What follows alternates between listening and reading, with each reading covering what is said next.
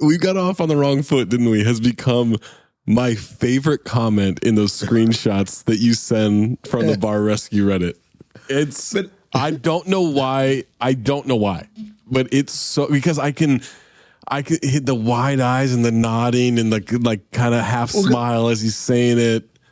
It's because usually they're following up a very ridiculous premise. Like, so for instance, the one I sent yesterday was the question was, it was a picture of one of the newer experts who is hot. I was like, yo, who is she? I don't objectify. Yeah.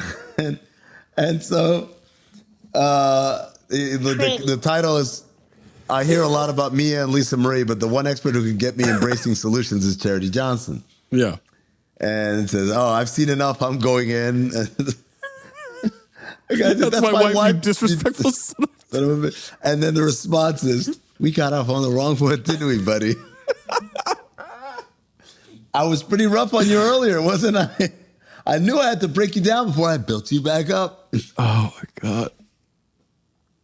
No. All the male experts are overlooked the most. Who wouldn't want Vic Vegas as your husband? He can elevate your hot dog every single night. And then, of course, my favorite, I'd love to introduce you to a good friend of mine. This is T-Pain. Mace, you got to get in this, man. No, never.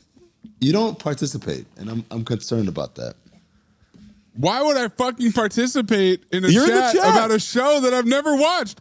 I didn't stick with you on Rule of Two. I did Bar Rescue shtick. I've never seen an episode. Really? Paramount Plus. CT5 Liars, Anthony Mayes. Yeah. I was like, wow, this guy's really into it. He knows his stuff. I know. He joined the chat. He's like, he's doing the shtick. This is future callback. This is like me doing Bar Rescue shtick. Is Amin doing the Gunter Gleiberman Glauben gluten line from The Offspring, who are doing it from Def Leppard. That's the levels to this shit. And that will be connected for the listeners in 4 months? Eventually. I don't know. Yeah. Yeah. They don't need context to know that the joke that Amin's been doing forever is a reference to an Offspring song, which itself is sampling a Def Leppard song. The timeline... It's a little out of control. Because now the CT5s are coming out, are being recorded way ahead of time. And so now we're just juggling. We have a rewatchington on Monday, right? Yeah. Do we even know what we're doing? Roadhouse. File. It's time for you to show that you have integrity. Time for him to walk it back. Because you've been all over the place. You've been all over the place with this shit. I watched it. I had my opinion when I watched it. As you know from, I can't remember what movie I changed my opinion on, but I have changed my opinion on the past, on the rewatchington. So we'll see. Maybe it moves me. Maybe it doesn't. Maybe. Maybe not.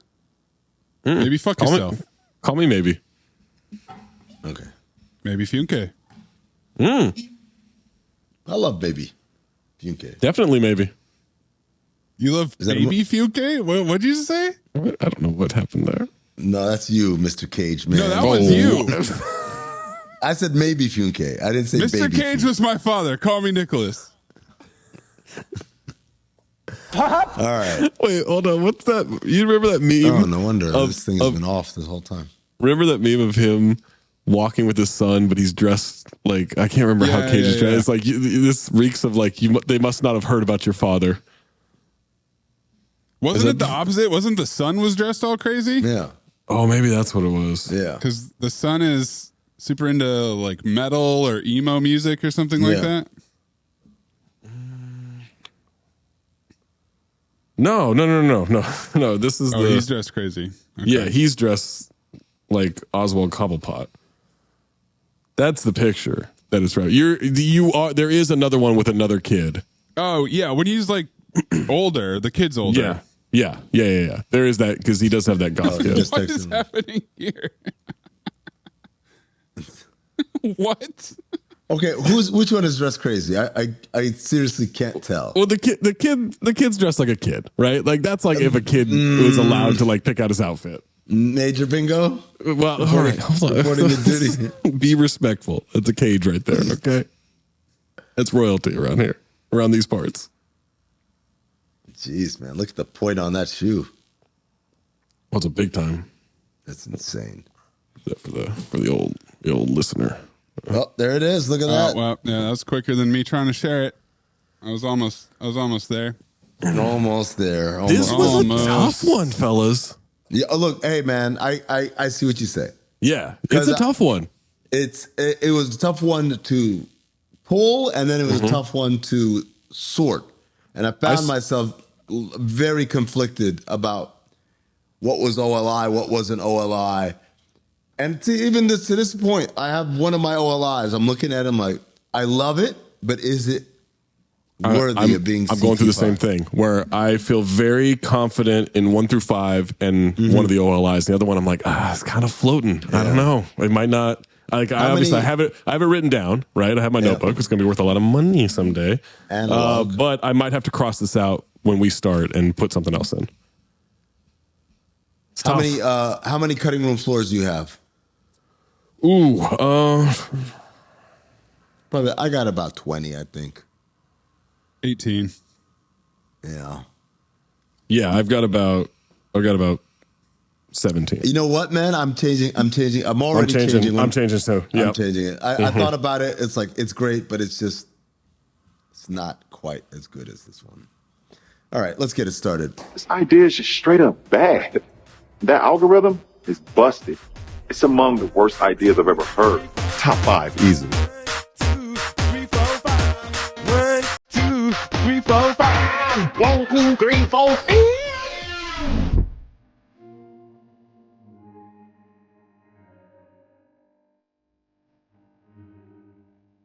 Gotta go see y'all, so I got Cinephobe top 5. I don't do the intro anymore because some people get so fucking sensitive. Oh, so you know what? What do you mean you don't do the intro anymore? I don't do the intro anymore. How does it start then? It starts You just did the intro. That's it. Yeah. There you go. Cinephobe a little top bit 5. of Monica in my life or whatever the fuck it is, you know? We little rank mambo. the top 5 things from different categories. This week we're doing opening scenes. The Cinephobe top 5. Sounds like an intro. Scenes. We've got 5 that we have, and then we have 2 outside looking ins. So without further ado, Maze, go ahead. What? See how a little joy and passion I have in this? Because you guys stole that from me. I want you to know that. You robbed me of my joy and passion. What are you talking about? Why is there joy and passion stolen? Because I used to really get up for reading the intro and like, oh, it's a little thing that I do. I mean, and you then have to have joy and passion to be able to steal it. That's true. I had That's it, true. and you guys just stole it and Over stomped one on word. it. Over one word. Over me saying, unbelievable. No. You guys, like, you've made little remarks in the past. Like, wait a second, he's got to do a little thing. Unbelievable, man. That's what Zach said. You gotta it get that on the... exploded. You didn't like when reality switched sides. I mean, I don't want you to like be out of joy for the intro. I want you to be into this. I want you to like. Last CT5, we got off on the wrong foot, didn't we, buddy? It's a callback, folks. Yeah. I don't even know if that made the episode. I don't know if it did. Yeah. All right, Mace, start us off. Okay, all right. This We don't have intro music? It's That going in already post because it has to be the video. Oh, because intro. video. Yeah, that's right. So yeah, like you guys said, it's a tough list. There's a lot of good contenders, and there's some gray area that I'm sure we'll explore about what is an opening scene. Do we want to do that before, or we're just gonna, if it comes up, it comes up? Just throw it out there. Okay. I mean, it's really variable. It changes from scene to scene or from movie to movie because, you know, you might consider the opening scene anything that's before the credits. You might consider the opening scene, you know, the credits themselves, flashback, or the flash forward that we're gonna then flash back after. Was it Universal Soldier that had like a long ass fucking opening scene? Yeah, that one. That's a whole opening scene. Yeah. You know, and you might consider the opening scene the scene after the credits. If the credits come first, Oh, like yes, in yes. Harlem Nights, the credits are the sheets, right? Right. Yeah, and then yeah. afterwards, there's the opening scene. But my first pick is a cold open. We're at a dinner table, and some cheerful discussion, some light banter is happening, and then my man Thaddeus has to step in and express his views that white people are genetically inferior, or they're culturally crippled, or they're socially deprived. I didn't even That's write white that. man's burden. I And didn't we even are write that off to the down. races in reality have changed sides. Wow. I can't believe I forgot to write that down. That's a great pick. It's a wild opening scene. It is. It really is. You Very really know memorable. what movie you're watching instantly. I did not remember what the opening scene was for White Man's Burden, so I could not. Zach, your number 7 slot. Slot? Penny for your thoughts, Zach.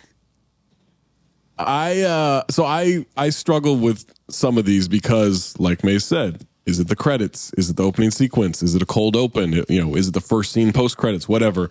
But this one is special because it's actually opening up with a montage of the most heists we've ever had in one movie. There's 12 of them right away during the opening credits for the In-N-Out Bandit. It's Honest Thief. I cleared the lane. I was like, no. Honest Thief. Music me. Fanfare Damn me. it. The most heists in Cinephobe history. 12 of them within a minute and a half. The In-N-Out Bandit is done it again. The In-N-Out Bandit is done it again. The See? In-N-Out Bandit is struck again. He stole $12 from a local, He's in and he's out. a He's local the bandit. depository. The In-N-Out Bandit is such a lazy ass name. Why did he get that name? Oh man. Am I pregnant? Your first OLI. They got good burgers, Walter. Well, I think this is a movie that starts with a great cold open. I think it's a cold open. I don't even remember if it's a cold open or not, but I do remember that we are introduced to a character who is here to let us know how life really is in the hood before he gets shot. Oh. By someone who's actually going to tell us how life I didn't really write that is down either. in the hood. And he gets shot. And then we get the actual intro to the hood. It's Don't Be a Menace to South Wow. Central while drinking your juice in the hood. Yeah, That's a good one. 7th. Wow. That's 7. Yeah. Oh, yeah. I'm Incredible. like we said earlier, my 5 is strong. Yeah. Strong. Yeah, I don't 5. know. Is that a cold open? Kind of. I mean- yeah, it's kind of a cold open. I don't It's remember if kinda it came. like the narrator. No, I think it came after the credits.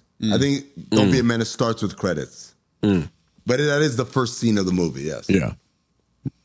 Right into leaves falling. Yeah. Yeah, and the stop sign that says, I wouldn't stop here if I were you. Yeah. Maze, All right. second My OLI. next OLI. This one was a little bit of a surprise. I did not remember this being the opening scene. This is kind of my wild card of my list. So we open in a parking lot, and let me guess. The man of the house needs a second car so the little lady can go to the garden club while he plays gin rummy with the boys. Actually, we need a car so we can go rock climbing. Rock climbing? Why would anybody go climb a rock? Come on, sweetie, don't be a bitch. Let's talk some numbers here. And then he hands the husband a folder to hold before he clocks him in the face. That prompts James Brolin to call Don Reddy Okay. because he's got the goods. Oh, God, that didn't make it either. Try as I might, I remembered it had a funny opening scene. I couldn't remember what it was. It's the most misogynistic 20CB cold open that we've ever It's really had good. in Cinephobe It's really history. good. Yeah. And also, that's plot liftoff right there when he calls Yes, it Don is. Reddy. My next OLI. I'm 14. I'm sweating. I'm in a theater. It's Barbara. That's OLI? Dude, I'm an honest podcaster. I'm an honest podcaster. It's OLI. Oh, it's Insane. everything. I feel really No, good no. about my list, but that, I mean, my God.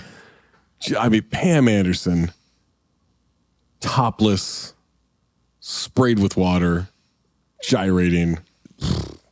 14-year-old me had no idea what he was getting into. Sprayed with something else.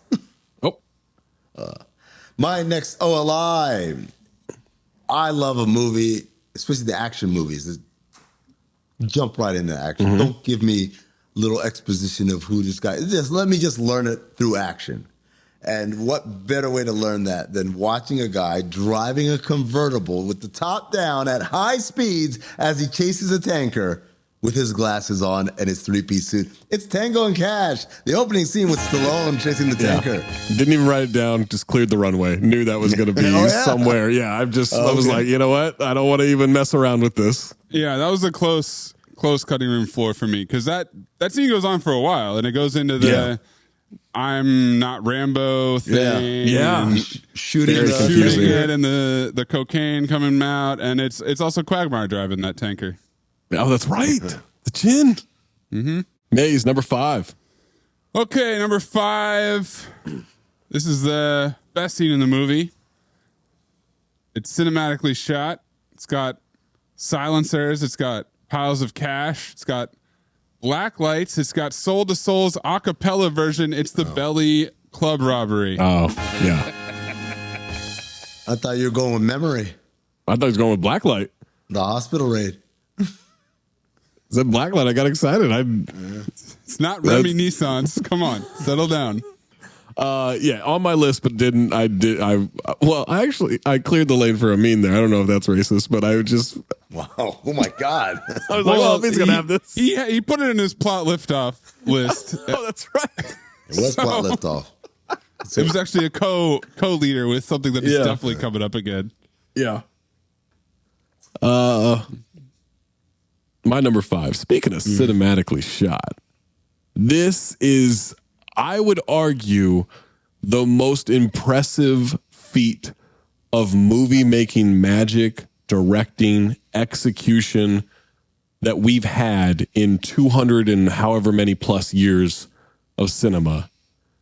It's a one shot. It goes on for like 8 minutes. Okay. We've got newscast position, weather. We've got Nick Cage doing the damn thing. It is Snake Eyes. That whole shot into the boxing match. Yeah, that's right. I went back and I looked at that and I was like, is this the long scene? And it is. And that's one where it starts with the news. So I'm like, this is gray area. But yeah, you're right. It's him showing up. You get immersed in the world. He's talking to everybody. Go Tyler. Go Tyler. Yeah. And he's talking to his mistress. He's talking to his wife. Yes. He like King just of the sewer, baby. That, I mean, it's, look, I'm sure it's edited in a way where whatever, they didn't actually do it in one shot. No, but that is, I believe they did. it's super impressive. Like Brian De Palma like absolutely nails that one. BDP. My number 5. I'm not even going to give a whole preamble. It's one of my favorite opening scenes of all movies of all time, not just Cinephobe movies. It's the morning show appearance on Horrible Bosses 2. Yep, I mean, let me do that. Let me go right ahead and do that again because it's my number 4. Good morning, Los Angeles. Incredible. It's the perfect scene. It might be the one we've referenced the most. Why would your dad? Why would you reference and it? Why would your dad? Don't yell on CT5. You got to stop sweating. Stop sweating. How do I? Yeah, I have to agree with Nick. That's our name. Nick, Kurt, and Dale. Yeah, I mean, you're right back in it with the guys. You know, the chemistry and the banter is flowing. Charlie is sweatier than Zach at Barbed Wire. About the they same. Do the demonstration. He's pumping the thing. Yeah, I just got a little plug in the back. I'm just gonna stick my finger in it. The website, the infamous website. Yeah, You go straight to nickerdale.com. Oh. I got caught in an ope there for a second. I froze. You oped so hard, your screen blanked out. Pretty hard. I oped pretty hard at Barbed Wire. I oped pretty hard. Zach, you're number 4. My number 4. Just a beautiful day. Oh, wait. Yeah. Because my number 4 is also the same as yours. I mean, you're number 5. Okay. A beautiful day for baseball. A beautiful introduction to Jon Favreau and Vince Vaughn and his introduction to Jennifer Aniston. We've got the whole argument with Jon Favreau. It is the breakup at Wrigley. Wrigley, yeah. Yes. That was on my cutting room floor. It's so Can fun. I get you a hot dog, miss? Yeah. and make it right with the mustard and the relish and the, don't make me ask you twice. And there's the thing where like, he's like, can you give me a little room here? And he's like, room. I got this guy spreading out over here. And he's like, you want me to smack him in the face? He's like, relax. Why'd you bring me to this shit? This wasn't like a Tijuana hooker. Great scene. It's a scene that I haven't seen enough because usually when I rewatch the breakup, it's already started. Already in progress, yeah. I almost never catch the opening scene. So, Amin, you're number 4. My number 4, it was I'm Gonna Waste No Time because it wasted no time in giving us just full-on exposition. It's Batman and Robin. They get suited up. They get in the Batmobile, and the commissioner's on the phone telling them, my God. there's a new supervillain. His name is Mr. Freeze. Yes. I remember laughing so hard. It's laughing so hard. I'm thinking to myself, what is the first scene of Batman and Robin? And I was praying that it was Freeze showing up at the museum or the gala or whatever it is. But no, there's 3 minutes of fucking bullshit before. I was like, Exposition. Damn Exposition. It's 3 minutes of letting you know what's about to happen. Yeah. And that's Batman. That guy's Robin. That's the commissioner over here. By the way, there's a new supervillain. His name is Mr. Freeze. He freezes people. All right, everyone, chill. All right, my number 3, recency bias. The reason this is happening in the first place, every time we get ready to podcast, I just want to throw up. I'm so goddamn sick of hearing you guys talk. I'm so depressed I don't even want to talk about it. You guys are the dumbest podcasters I've ever produced. Oh, man. I can't tell you how sick I am of CT5s right now. It's Coach Pete Bell in Blue Chips. I was worried about this. That's my number 3 as well. Sorry, Oh, Zach, to wow. jump in there, but I was like, yes. On the list, but I figured you guys were going to have it pretty high and higher than I would have it. So, yeah, that's a good one. Yeah. My number 3. Now, we get like a song intro and we get some newspaper exposition and everything, but I think it extends. I think if we're being honest podcasters, I know I am, it extends well beyond just that little music introduction and everything. We're sticking in the basketball world. We're going straight through the starting lineups, semi-pro. It's the song. It's Jackie Moon's introductions. It's Scootsy Doubleday. I was trying to remember if Scootsy Doubleday was the opening scene or not, and I couldn't remember. It is all the way through to like "Love Me Sexy," which is fantastic. Yeah, we get all the introduction, all the exposition we need of who the players are, who he is, how he has the team, all that, the song that made him rich, all that. Mayes, number 2. Pretty pictures. My number 2 starts on a rural highway near the border. Oh, yeah. A couple guys talking about sand. You know, if you own the beach house, do you own the sand? And then all of a sudden there's a cop car behind them, and it's stalking them, and it goes past them, and then all of a sudden it's behind them again, and guy eats $130 of weed and shrooms and wants his money back from the other guy. It's Super Troopers. I'm freaking out, man. You boys like Mexico? Right. And it goes right into that. And technically you could tack that on. Yes.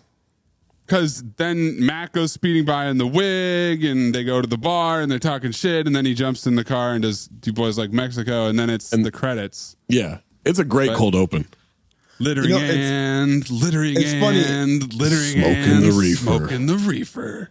There's someone I know who has a relative who's in that scene, and they tell me someone I talk to a lot, and I can't remember who it is. I feel bad right now.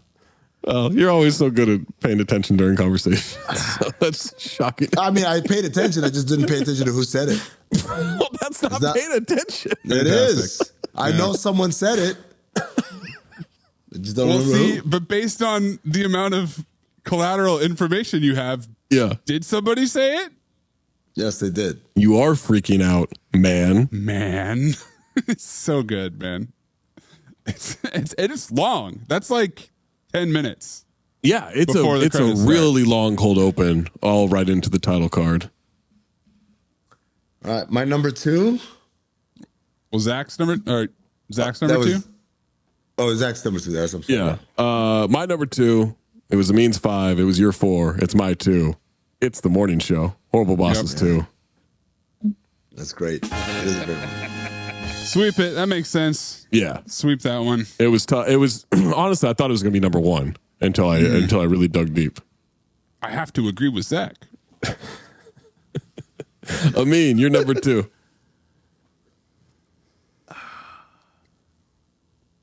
This is tough. Oh man, he's freaking out, man. It's tough because now I'm looking back at my list and like, oh man. Oh, you're not so confident. I'm not confident in my list, Wow.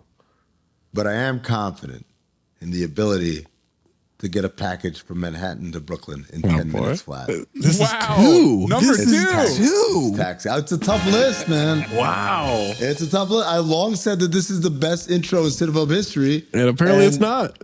Apparently it's not. Yep. I didn't even write it down because I knew I thought Amin was going to have a 1. And also, I don't think it's very good. What?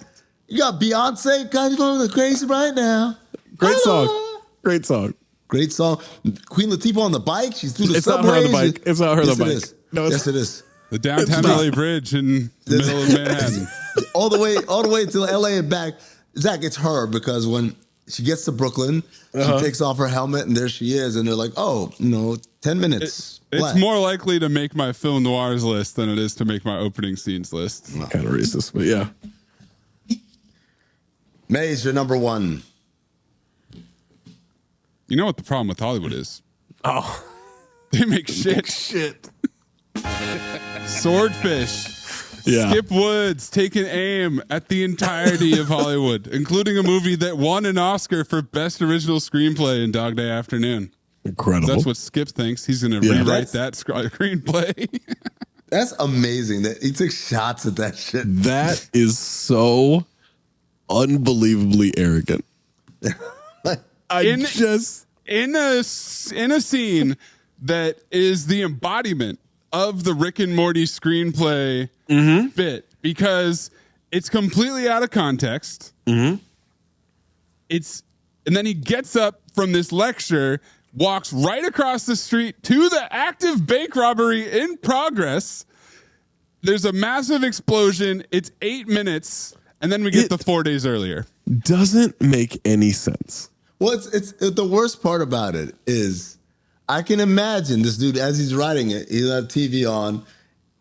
Dog Day Afternoon comes on, and someone's like, "Oh wow, that's a classic. That's a fucking one of the greatest movies of all time." And Skip Woods is like, I can write that. "This shit, I could write a way better movie." What? And then he starts It's not writing, even accurate and heist. it's like, you know what would be hot? If I've made a dude have to crack a code while getting blown. That's right, motherfucker. Eat your heart out, Sidney Lumet. But yeah, Zach, even when they get back to that time in the movie, It's so it doesn't nonsensical. make No. any sense. No. Because, like, why would he take the time to sit down with Don Cheadle, the FBI agent, and explain the plot of Dog Day Afternoon to him? It's so Hugh stupid. Jackman, like, goes to find his daughter, but he's in the scene, so somehow he's back. Right. There are only 2 things in that movie that make sense. That Hugh Jackman comes. No. No. She's suntanning him. It happens. Yeah, it happened in the same scene. They're expensive. It's in the same scene. They are expensive, as they should be. My number 1, right? You keep skipping Zach, but it's sorry, okay. Skip Woods over here. Zach, what's your number 1? I mean, it's the most heartfelt opening we've ever had to a movie. I almost cried. It's one that is very near and dear to my heart. He tried to escape. He didn't quite make it. Roscoe escaping the compound. Lawnmower Man. Yeah. Yeah. Justice for That's Roscoe. another one. That's another one where it's like, where do you draw the line? Because the whole opening scene because it's like Pierce Brosnan's talking, and then we're in the VR world. He's fucking shooting it up, and then he escapes. But in the director's cut, they put the scene where he wakes up in bed. Yeah, I'm not doing the director's cut on this one. This is just the as we saw it for the episode, and I would like to be able to take it all the way to him lighting up a cig in bed, but yeah, I'm okay with just the escape attempt. He takes the gun from the guard. It's so funny. It's a hell of a scene. I'm with you. So good. Yeah. Amin, you're number one. Number one. What's better than Taxi? Wow. I love a great intro to a movie that sets the stage for what the movie's going to be, as all of my selections have done. But you know what? Taxi doesn't do that in the slightest, by the way. Yes, it does. It absolutely does. This woman is an incredible driver of vehicles, and she proves it in the opening scene. No, but the only thing better than an opening scene that sets the table is an opening scene that both sets the table and looks back also. It's Rocky IV giving us a recap of Rocky III. Yeah, right that's fair. That's fair. Yes, that's greatest fair. intro in Cinephobe history. That's the messiest intro. No, it's the best. That's fair. You got the two gloves exploding into each other. Alone, you could have just said, I got two gloves exploded. I would have said, the opening scene. That's no. That's every the title. Every opening scene of Rocky is, here's what's happened. This is what's about to happen. Yep. Even the first one. It's perfect. You know what's funny that doesn't qualify, because it doesn't qualify as a Cinephobe movie, but I've learned to appreciate as I've been binging these recently, Zach, the Mission Impossible movies. How they show you little snippets. What everything's going to happen. The entire movie. They do a highlight show of what's going to happen, and I hate that. The one thing I hate about it. It doesn't spoil it, though. It's amazing. No, because you don't know. You don't know. Yes. Like when you rewatch, you're like, yeah. Yeah, like you see a woman's leg, like, oh, who is this? Like, you see it later, like, I remember that leg. Yeah, I like it. It's cool. It bothers me, but it goes to my whole like movie trailer. Don't give away the movie. Yeah, don't tell me the Hulk's going to show up. It's the movie. Yeah, it's not a trailer. It's the movie that's doing it. So you shouldn't be upset. All right, cutting room floor. I gotta prune some of these that you guys have already brought in. The Scorpions. From 3,000 Miles to Graceland. I thought someone was going to do that. I left it alone because I thought someone was going to do it. It's so ridiculous. It's cross-cutting with Kurt Russell driving through the desert. But those Scorpions, man. You want to talk about an opening scene that sets up the whole movie. These two metal scorpions. Just, you know what? If you wouldn't mind bumping Honest Thief off my last OLI, even though it is the most heist in Cinephobe history, all within a couple of minutes. Yeah, and we get that sounder. Yeah, it's got to be that. Let me cross that out. Scorpions. I'm going to say this. I'm surprised. I thought for sure, at least Zach would have, my name's Carson Phillip, and I'm a PI. Amin? Okay. Amin? You'll see this notebook someday. Only if I bid, right? Well, only if you bid, yeah, it's going to cost a lot. But my first OLI, the first one I was going to mention, it says, I'm a PI, Poison Rose. I crossed it out. I wrote in Honest Thief as we were starting. And then I crossed that out just now for Scorpions, 3,000 Miles to Graceland. But that was absolutely my first OLI. Frank Cadillac, moving through the casino. Yeah. In Next. Yeah, I thought that That's a good one, man. Doesn't it start with this show?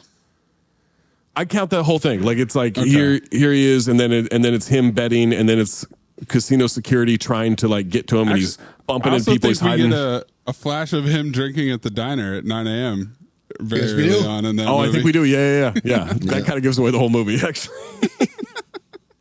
It's letting you know what's next. Yeah, he's just an alcoholic. That's all it is. Dr. Rick goes on the Today Show with Matt Lauer in Land of the Lost. Oh, the grand opening, grand closing of that movie. That's the best top movie endings. Also. Yeah. This is the one that I struggled. Actually, these two I struggled because both of them were so moving at the time. But ultimately, I said I just can't do it. One was Fallen. Let me tell you about the time I almost died. Oh, Talk about a callback. And then the other one was Predator 2. I felt so bad cutting a Scorpio. Predator 2 is insane. You want to talk about getting right to the action? That movie starts, you're in a gunfight. Yeah. And it goes all the way through El Scorpio jumping off the roof to his death. Like, all of that is the opening scene to me. I had that on my OLLIs as well. OLLIs. You had to get to it before Amin did. If Amin wasn't yawning there, he would have jumped all over that. Unbelievable, man.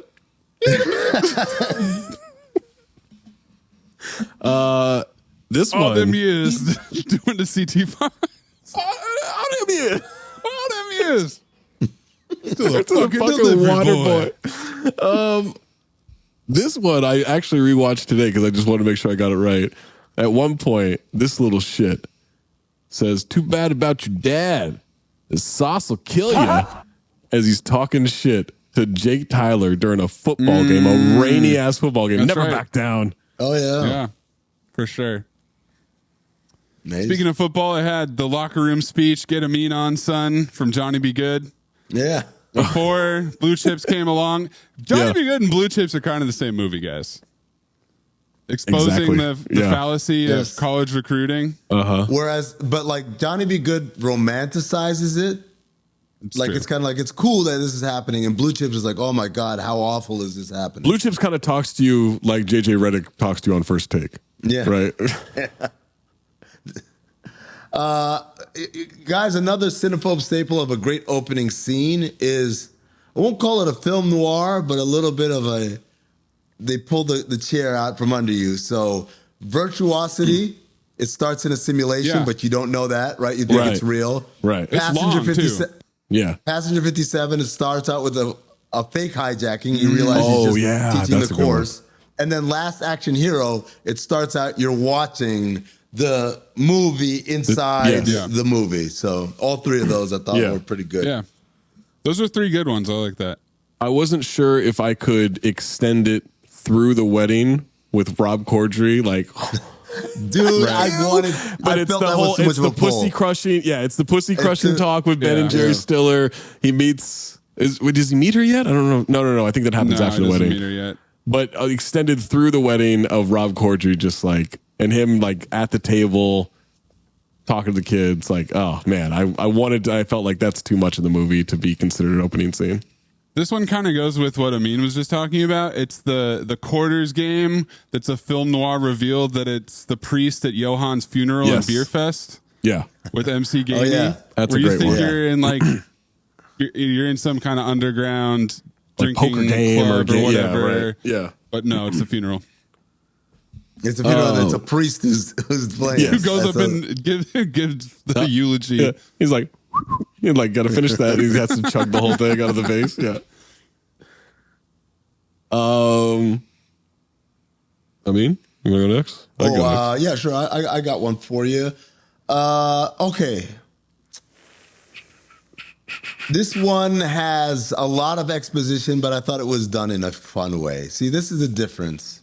Batman and Robin between just we got a new villain there, Mr. Free. Like, Hello, let me exposition. and this is, which is I think is good exposition. It's the beginning of Twins, where we see the babies, and one baby's bigger than the other, and the small one kicks the big one, and then we cut to Arnold being revealed to that I have a brother. Yeah. Yeah, I just did that one for plot liftoff, so I decided to give Twins a break. There is a storm brewing. There is two kids trying to get inside. It ends with a dad dying and a storm face actually growling at these children. It's Hurricane Heist. Yeah, that was tough to leave off the list. Yeah, this one was probably my toughest cut. And it's nothing crazy, but it's just really fun. And it's Chris Tucker driving and singing along to Barry White. Money Talks.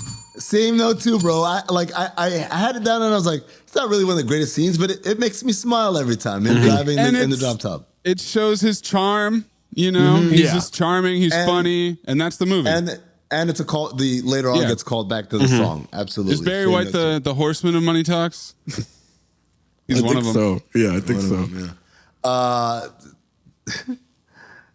I like a movie that starts in the past and then fast forwards quickly to the future. Give me a baby in a basket.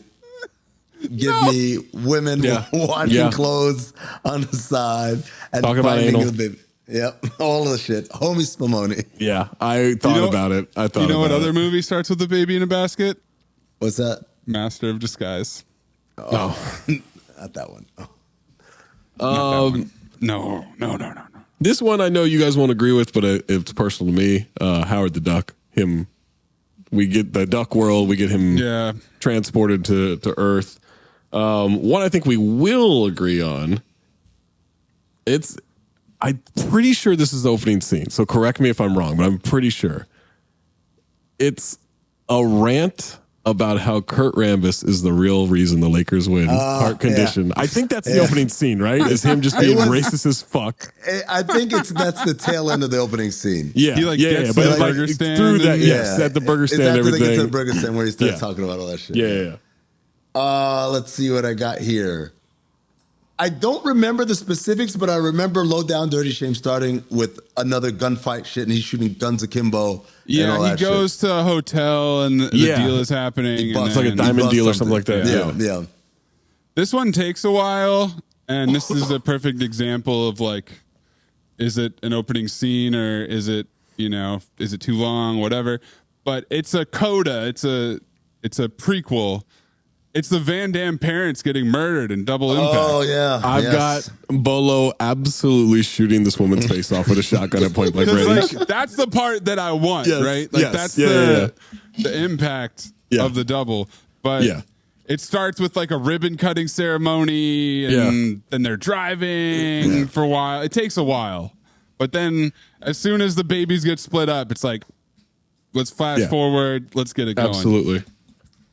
This is the last one I've got, and it's a question. That's why I left it for last, because I didn't know for sure. I could not put it higher on my list.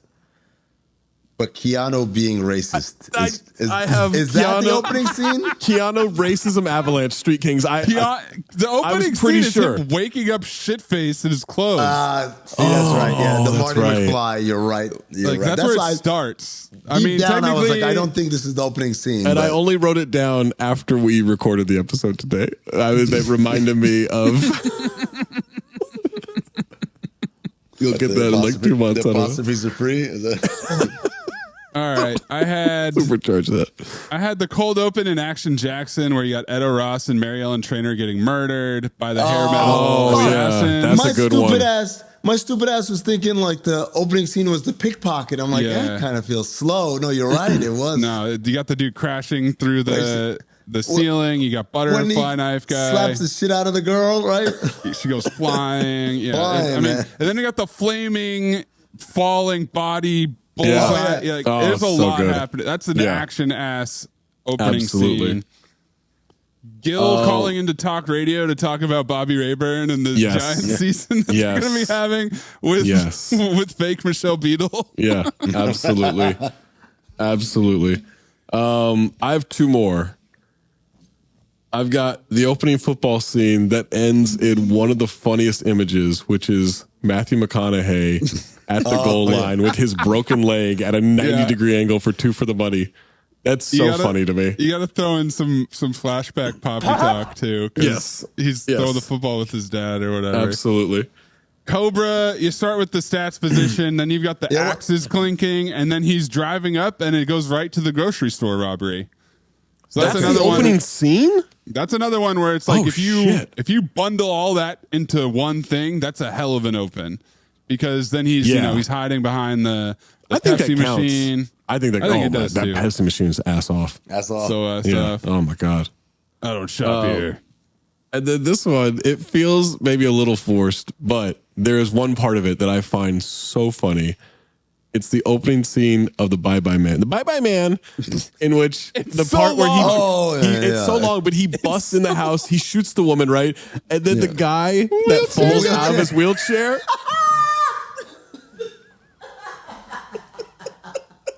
Specifically for that part. I rewatched part of that. I'm like, come on, man. So fucking funny, man. Let's get this shit on the road. So funny. Pedaling away. Yes. Legs moving pretty good for a guy in a wheelchair. I also had the horny teens that get attacked on the boat before dumb old Carter harpoons the shark and rescues them in Deep Blue Sea. I had Gordon Bombay getting his knee obliterated in D2 The Mighty Ducks. I had Jesse and Chester. Oh man. That look on his face when he gets wrecked on the ice. Oh my God. And then Jesse and Chester wake up after blacking out and Dude, Where's My Car? They find the pudding. I couldn't figure out, like, at what point do we think that scene ends? You know? Probably when they walk outside. Yeah, I guess so. And look for the car. Yeah. Which is plot liftoff. It is plot liftoff for sure. Rare plot liftoff, he said it. You can make sure that you send us your CT5 list for opening scenes at Talk Hoops, at Darth Amin, at Corn Puzzle, at Cinephobe Pod, at Count the Dings, and of course in that Discord, patreon.com/Count the Dings. Get all the free stuff, all the extra stuff, extended cold opens, re-Washington events, ad-free episodes, everything. So much stuff we can't even tell you all of it. But no matter what tier you're on the Patreon, you can't make Zach sync up with his video. Nope. I don't know what the fuck's going on with my... I need a new computer. Patreon.com/Count the Dings. Give me a new computer. The Zach Harper needs a new computer tier. I'm moving like fucking Lawnmower Man right now. Like, I'm just... This is... I saw God. I touched God. Next time we make love, you introduce me to Jade.